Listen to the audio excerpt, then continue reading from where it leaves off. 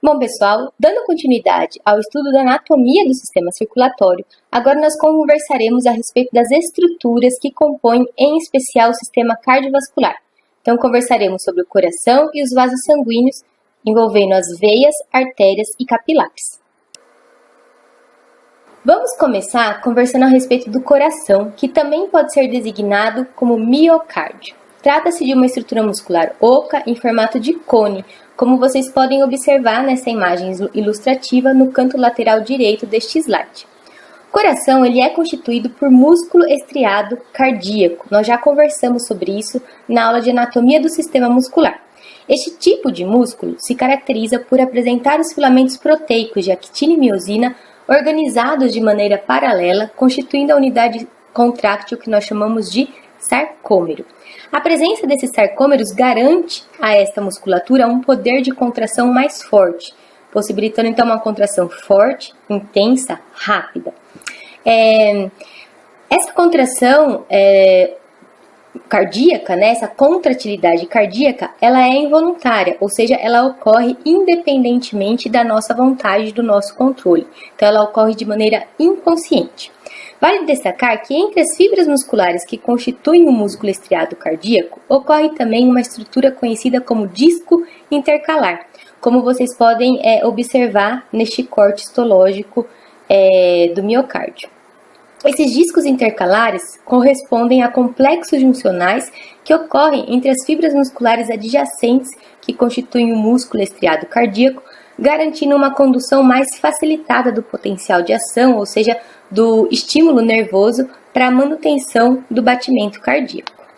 É importante também lembrar que o coração ele apresenta o batimento cardíaco de uma maneira contínua. Isso porque nós teremos áreas onde ocorrem células autoexcitáveis.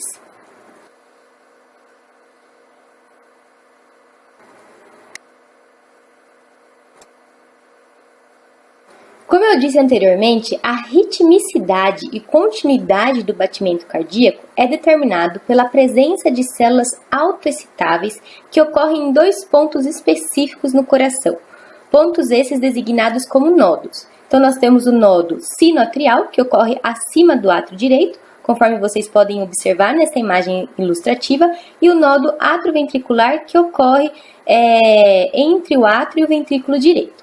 Essas células autoexcitáveis são células que têm a capacidade de gerar potencial de ação, conduzindo assim o estímulo nervoso para o estímulo sinal excitatório para as fibras musculares que constituem esse músculo cardíaco, possibilitando a sua contratilidade.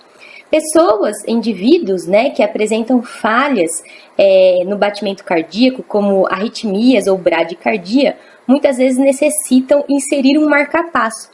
Esse marcapasso, na realidade, ele mimetiza, ele substitui essas células autoexcitáveis. Ele tem a mesma ação que as células autoexcitáveis. Ele é capaz de gerar impulso para estimular o batimento cardíaco.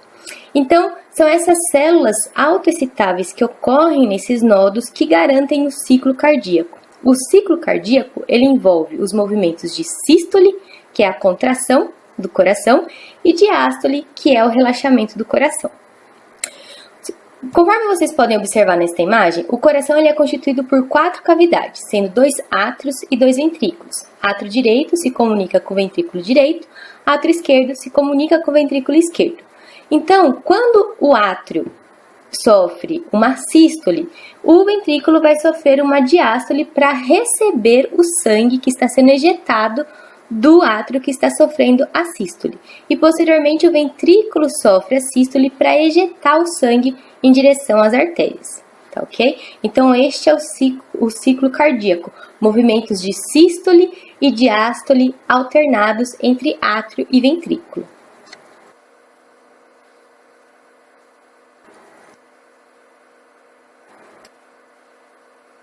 Aqui eu havia colocado um vídeo representando, ilustrando esse ciclo cardíaco, né, dos movimentos de sístole e diástole alternados no átrio e ventrículo. Posteriormente vocês copiam esse link, né, e buscam ali no YouTube que esse vídeo vai esclarecer esse ciclo cardíaco para vocês.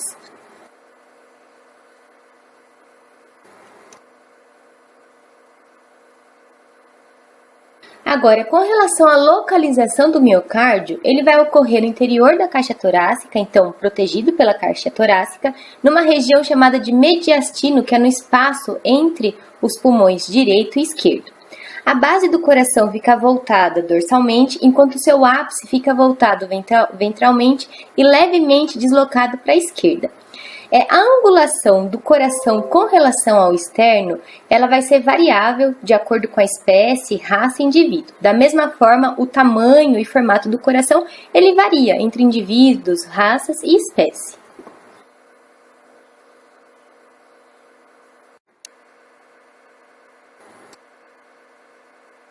Agora, com relação à anatomia do miocárdio, assim como ocorre em todos os órgãos que constituem o corpo animal, o miocárdio ele é revestido externamente por uma película de tecido conjuntivo denso, fibroso, que no caso do miocárdio, do coração, esse tecido ele se dobra, constituindo duas camadas. Uma camada, uma lâmina, designada como pericárdio visceral, que é mais interna e encontra-se fixada à parede cardíaca. Esse pericárdio visceral ele também pode ser designado como epicárdio, e uma lâmina mais externa designada como pericárdio parietal. Então, entre o pericárdio visceral e parietal vai existir um espaço chamado de espaço pericárdico, e neste espaço, na realidade, ocorre um pouco de líquido. A importância desse líquido se dá justamente para evitar que essas duas lâminas sofram aderência e possibilitar, portanto, o movimento cardíaco, a contratilidade, o batimento cardíaco, evitando assim aderências também do coração a qualquer estrutura circunvizinha. A presença desse pericárdio também garante ao coração proteção. E aqui, como curiosidade, geralmente o tamanho do coração corresponde a 0,75% do peso corporal. Daí eu coloquei alguns exemplos aqui para vocês.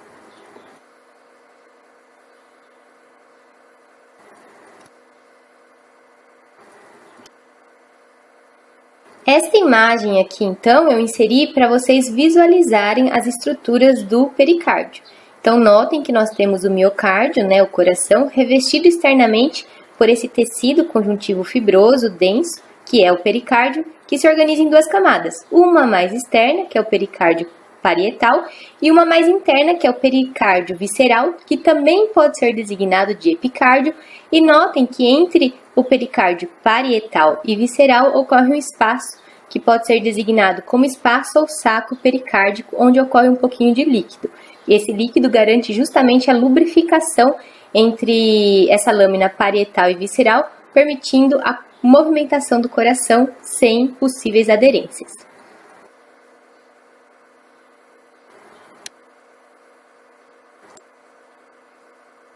Notem então, gente, que o miocárdio ele é uma estrutura basicamente muscular revestida externamente por tecido conjuntivo denso ou fibroso, que é o pericárdio, e internamente revestido por um epitélio pavimentoso simples, designado como endocárdio, que se caracteriza por apresentar uma única camada de células achatadas. Nesta imagem, portanto, nesta imagem ilustrativa de um corte da parede cardíaca, vocês conseguem observar, portanto, o pericárdio externamente, o miocárdio correspondendo à camada muscular do coração e o endocárdio revestindo o coração internamente.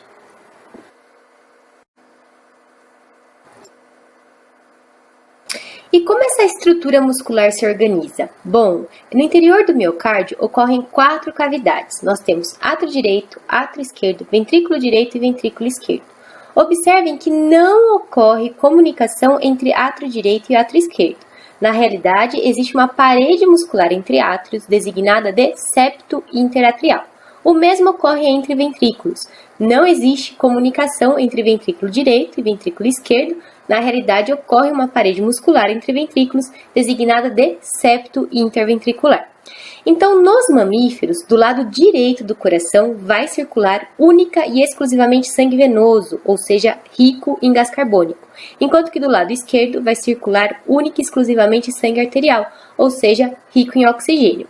Então, a presença desses septos interatrial e interventricular é importante justamente para impedir que ocorra a mistura entre o sangue venoso e o sangue arterial. Nos seres humanos, existe uma patologia designada como síndrome do bebê azul, onde ocorre uma falha na formação desses septos, possibilitando a mistura entre o sangue venoso e o sangue arterial.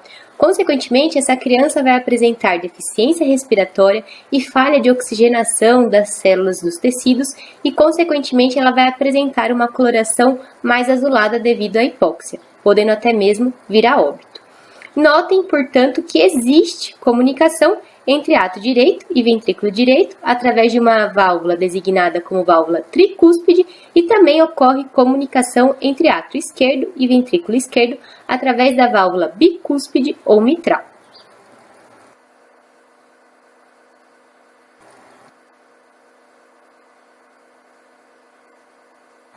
Então, nesta imagem ilustrativa, nós temos representadas todas as estruturas que compõem o miocárdio.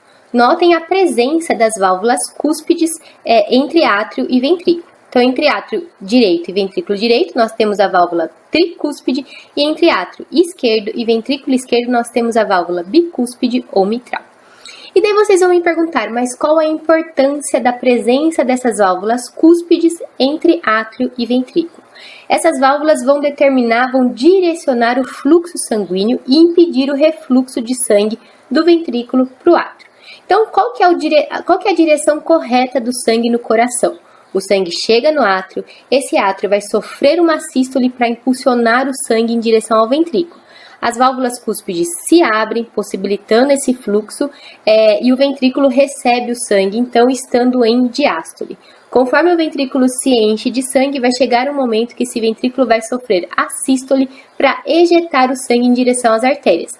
Nesse momento, essas válvulas cúspides se fecham para impedir que ocorra um refluxo do sangue do ventrículo em direção ao átrio, possibilitando assim que esse sangue seja ejetado para as artérias. Observe que também ocorre uma válvula na saída das artérias dos ventrículos. Então, na artéria pulmonar que sai ali do ventrículo direito, nós temos a válvula pulmonar e na artéria aorta que sai do ventrículo esquerdo, nós temos a válvula aórtica. A função dessas válvulas pulmonar e aórtica é a mesma das válvulas cúspides, ou seja, determinar o direcionamento do fluxo sanguíneo, impedindo o seu refluxo, o que poderia causar distúrbios circulatórios.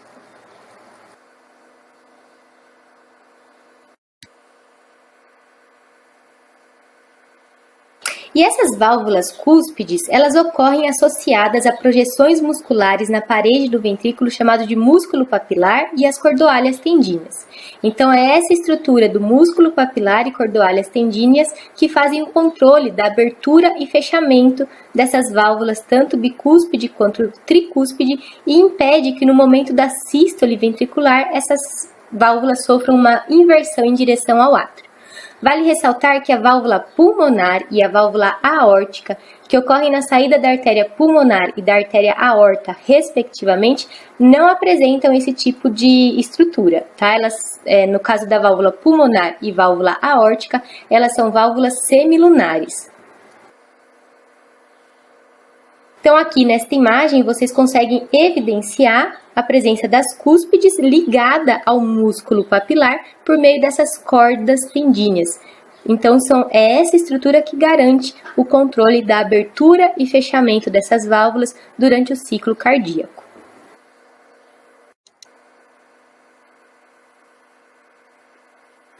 Agora, com relação aos vasos sanguíneos, de maneira geral, as artérias se caracterizam pela condução do sangue arterial, ou seja, o sangue oxigenado, rico em oxigênio, a partir do coração em direção a todas as estruturas que compõem o corpo animal.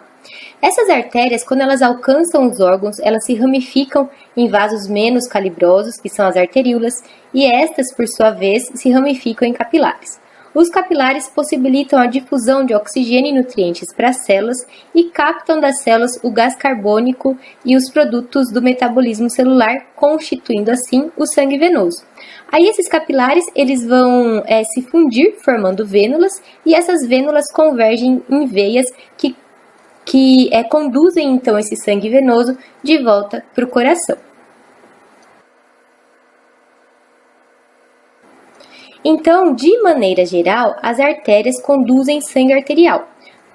Porém, né, contudo, nós temos as artérias pulmonares direita e esquerda que se caracterizam pela condução de sangue venoso, então elas constituem uma exceção. Do mesmo modo, as veias se caracterizam pela condução do sangue venoso. Contudo, nós também temos as veias pulmonares que se caracterizam pela condução do sangue arterial. Então, as veias pulmonares e as artérias pulmonares representam exceção no que diz respeito à condução de sangue arterial e sangue venoso. Vale ressaltar ainda que as diferenças estruturais desses vasos sanguíneos, das artérias, arteríolas, vênulas, capilares e veias serão discutidos mais adiante. Então, gente, os mamíferos se caracterizam por apresentar dois tipos de circulação, a circulação sistêmica e a circulação pulmonar. A circulação sistêmica envolve a condução do sangue arterial a partir do ventrículo esquerdo em direção a todas as estruturas que compõem o corpo animal através da artéria aorta, que ao longo do seu percurso se ramifica em artérias, arteríolas e capilares. A circulação sistêmica envolve ainda o retorno do sangue venoso das estruturas que compõem o corpo animal em direção ao coração a partir dos capilares que se fundem em vênulas e dessas vênulas que se convergem a veias, em especial a veia cava, que vai desembocar lá no átrio direito.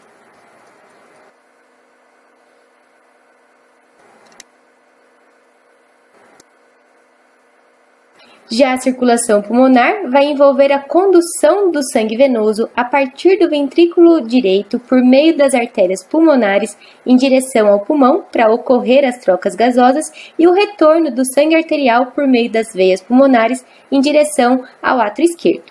Então, nos mamíferos, essa circulação sistêmica e pulmonar, elas ocorrem associadas e são essenciais para a manutenção da vida e integridade corporal.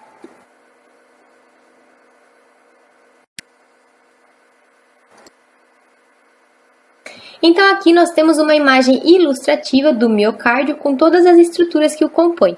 Notem que o sangue venoso ele desemboca no átrio direito por meio da veia cava. Na realidade nós temos duas veias cava. A veia cava superior, que traz o sangue venoso de toda a parte superior do corpo, e a veia cava inferior, que traz o sangue venoso de toda a parte inferior do corpo. Esse sangue venoso desemboca no átrio direito. O átrio direito sofre uma sístole, tem a abertura da válvula tricúspide, possibilitando então a passagem do sangue venoso para o ventrículo direito, que encontra-se em diástole. Posteriormente, esse ventrículo direito então vai sofrer uma sístole para impulsionar esse sangue venoso através do tronco pulmonar, que se ramifica em duas artérias pulmonares, né? A artéria pulmonar direita e a artéria pulmonar esquerda, conduzindo esse sangue venoso em direção ao pulmão para ocorrer a troca gasosa. Então, no pulmão, a liberação de gás carbônico e a absorção de oxigênio. Em seguida, o sangue agora arterial retorna para o coração, desembocando no átrio esquerdo por meio das veias pulmonares. Esse átrio esquerdo sofre uma sístole, ocorre a abertura da válvula bicúspide ou mitral, e esse sangue arterial é conduzido então para o ventrículo esquerdo. O ventrículo esquerdo, por sua vez, sofre uma sístole, impulsionando esse sangue arterial para a artéria aorta, que vai então conduzir esse sangue arterial para todas as partes que constituem o corpo.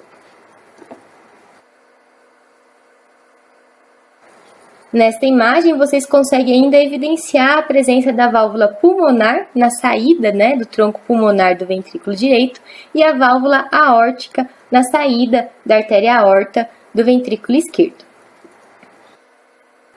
Notem ainda que a parede do ventrículo esquerdo ela é mais espessa em comparação ao ventrículo direito, uma vez que a sístole do ventrículo esquerdo ela é mais rigorosa, mais poderosa, devido à necessidade de ejeção do sangue arterial para todo o corpo. É importante ressaltar ainda que a aorta, a artéria aorta, ela sai do ventrículo esquerdo como artéria ascendente e daí ela se dobra sobre o coração formando o arco da aorta ou arco aórtico e continua como a aorta descendente.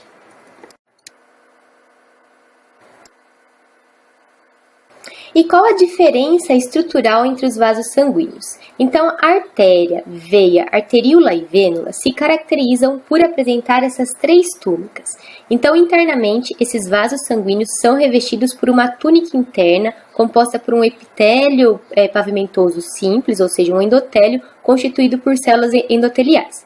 Posteriormente, elas vão ter uma túnica média, que é a túnica muscular, composta por células musculares lisas, e externamente esses vasos vão ser revestidos por um tecido conjuntivo composto em especial por fibras de colágeno e fibras elásticas, constituindo, portanto, a túnica adventícia. A diferença entre esses vasos vai estar na espessura dessas túnicas. A artéria apresenta uma túnica média mais espessa, enquanto a veia apresenta uma túnica adventícia mais espessa, e a arteríola e vênula apresentam as três túnicas bem delgadas.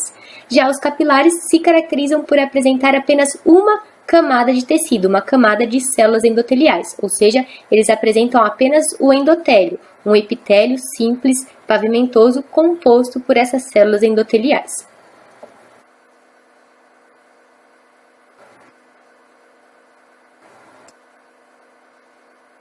Então, essa imagem ilustrativa neste slide está demonstrando a diferença estrutural entre as artérias e veias. Notem a túnica média bem espessa nas artérias, enquanto que na veia nós temos a túnica adventícia bem espessa.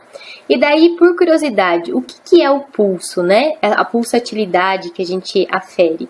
Ela corresponde, na realidade, à pressão sanguínea com a qual o sangue é ejetado do ventrículo esquerdo em direção à artéria aorta. Então, a pressão com que o sangue é direcionado para a aorta causa uma distensão da parede da aorta que se reflete ao longo dos outros vasos sanguíneos, caracterizando o pulso. E o que é a pressão sanguínea, né? Que a gente fala, a pressão normal é 12/8. Ela corresponde à pressão sistólica e à pressão diastólica. A pressão sistólica é a força com a qual o sangue é ejetado do ventrículo esquerdo para a aorta, e a pressão diastólica é a pressão com que o sangue chega no coração. O pulso representa, portanto, a frequência e intensidade dos batimentos cardíacos.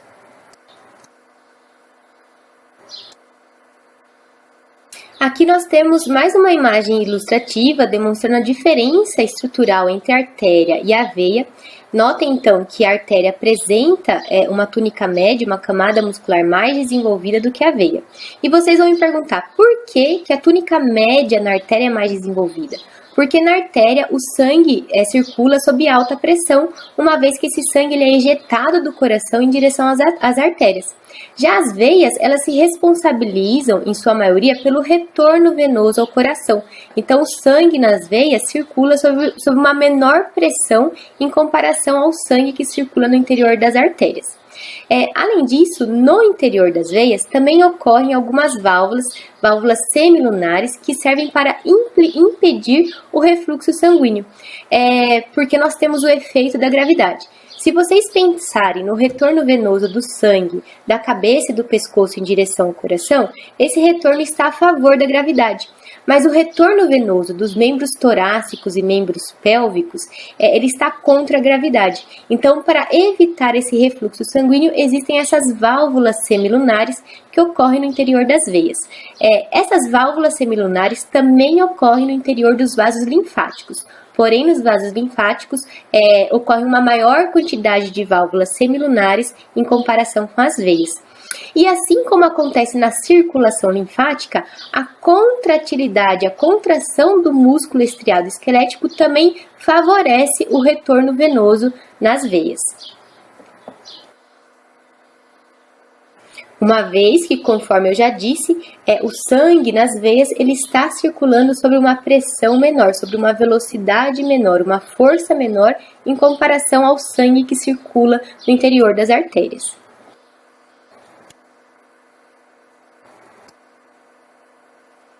Então aqui nós temos uma imagem ilustrativa demonstrando a importância da contração do músculo estriado esquelético e das válvulas semilunares na circulação sanguínea no interior das veias. Então nesta primeira imagem vocês conseguem observar que a contração do músculo estriado esquelético favorece, impulsiona o sangue no interior das veias. E quando esse músculo se encontra relaxado, a presença das válvulas semilunares impede que ocorra um refluxo sanguíneo, o que poderia gerar um edema, por exemplo, um acúmulo de líquido nos membros pélvicos e torácicos.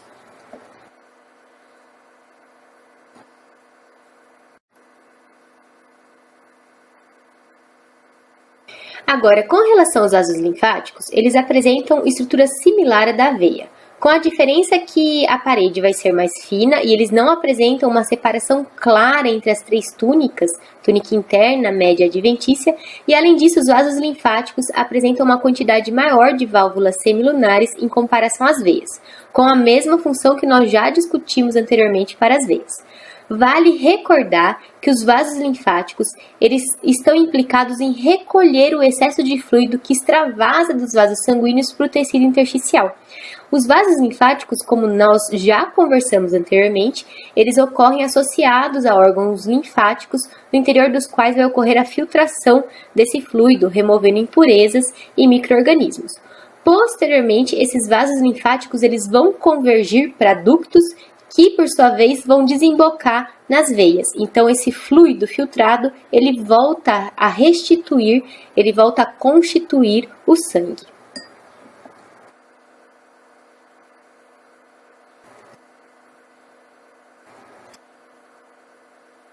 Aqui, só recordando que os vasos linfáticos são vasos com fundo cego e que eles estão associados ao sistema cardiovascular. Como nós já dissemos no slide anterior, esses vasos linfáticos eles vão convergir para ductos que desembocam em veias, em especial nas veias cavas superior e inferior.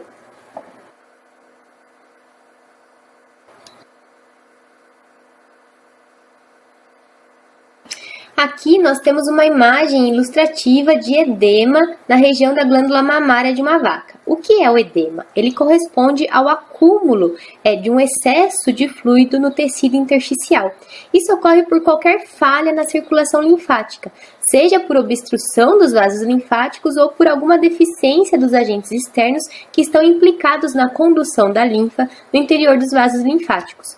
E como que eu diagnostico o edema quando eu tenho suspeita de ocorrência de edema em alguma estrutura corporal de um animal? Basta você realizar pode ser até uma leve pressão sobre a estrutura corporal na qual você acha que está ocorrendo o edema.